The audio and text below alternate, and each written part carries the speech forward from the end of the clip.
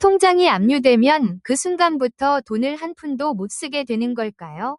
갑자기 카드 결제가 안 되거나 계좌이체가 막히면 누구라도 당황할 수 있습니다. 통장 압류는 은행이 마음대로 계좌를 정지시키는 것이 아닙니다. 일반적으로 채권자가 법원에 신청하고 법원의 압류 명령이 은행에 전달되면서 절차가 진행됩니다.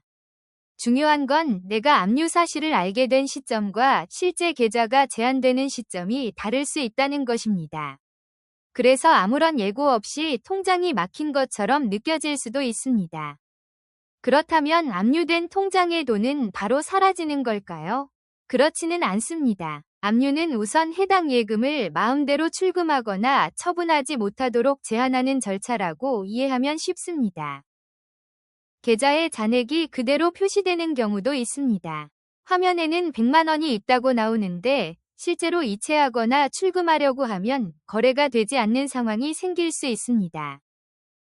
체크카드도 영향을 받을 수 있습니다.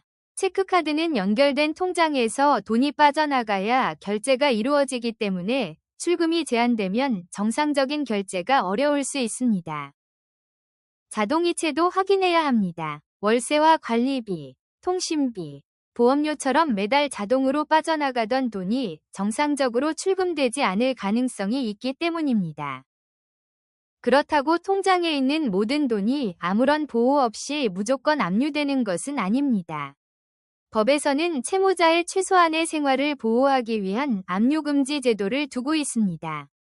일정 범위의 생계 관련 예금은 압류금지와 관련된 보호를 받을 가능성이 있습니다. 다만 보호되는 정확한 금액과 조건은 현재 적용되는 법령과 개인 상황을 확인해야 합니다.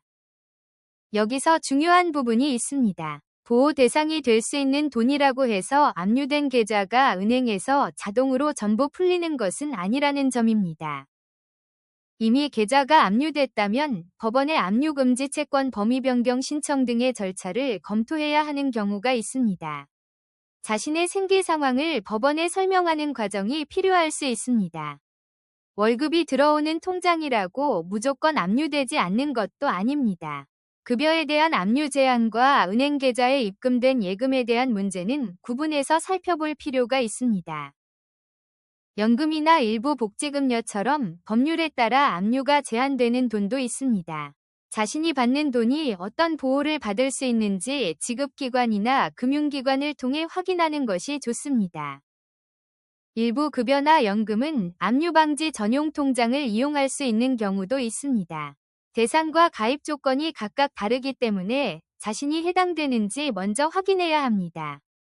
그렇다면 압류된 통장에 새로운 돈이 입금되면 어떻게 될까요? 무조건 새로 들어오는 모든 돈이 계속 압류된다고 단정하기는 어렵습니다. 압류 명령의 내용과 효력이 미치는 범위에 따라 결과가 달라질 수 있습니다. 인터넷에서 본 다른 사람의 사례만 보고 자신의 계좌도 같을 것이라고 판단하면 안 됩니다. 한 은행의 통장이 압류됐다고 모든 은행 계좌가 자동으로 동시에 막히는 것도 아닙니다. 채권자가 어떤 금융기관을 대상으로 압류를 진행했는지가 중요합니다. 하지만 현재 다른 통장이 정상이라고 앞으로도 계속 안전하다는 뜻은 아닙니다. 채권자가 다른 금융기관을 대상으로 추가적인 압류 절차를 진행할 수도 있습니다. 통장이 압류됐다면 가장 먼저 채권자가 누구인지 확인하는 것이 좋습니다. 어떤 채무 때문에 압류가 발생했는지 정확하게 파악해야 대응 방법도 찾을 수 있습니다. 법원 사건 번호도 확인해 두는 것이 좋습니다.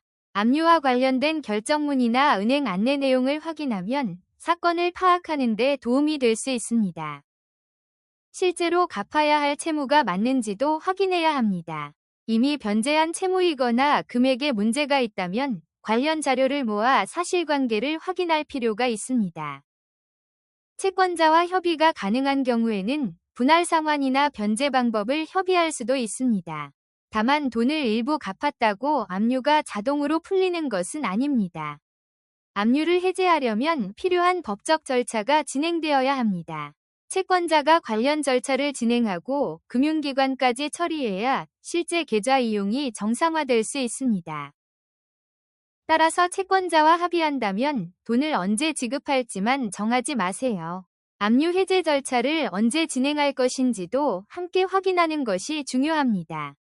생활비가 들어있는 통장이 압류됐다면 더욱 빠르게 확인해야 합니다. 당장 식비나 월세를 사용할 수 없다면 생계비 보호와 관련된 절차를 알아볼 필요가 있습니다. 급여 명세서와 통장 거래 내역처럼 자금의 출처를 확인할 수 있는 자료를 준비해야 할 수도 있습니다. 필요한 자료는 개인의 상황과 사건에 따라 달라질 수 있습니다. 통장이 막혔다고 급하게 고금리 대출이나 사금융을 이용하는 것은 주의해야 합니다. 당장의 문제를 해결하려다가 채무가 더 커질 수 있기 때문입니다. 채무가 여러 건이라 감당하기 어렵다면 채무조정이나 개인회생 같은 제도를 검토할 수도 있습니다.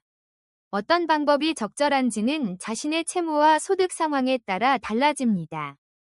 결론적으로 통장 압류는 계좌의 돈이 순간적으로 모두 사라진다는 의미는 아닙니다. 하지만 압류 효력이 미치는 돈은 출금이나 이체가 제한될 수 있습니다. 통장이 압류됐다면 당황해서 다른 계좌부터 만들기보다 채권자와 사건번호, 압류된 금융기관부터 확인하세요. 그리고 생계비 보호나 압류 해제가 필요하다면 자신의 상황에 맞는 절차를 확인하는 것이 중요합니다.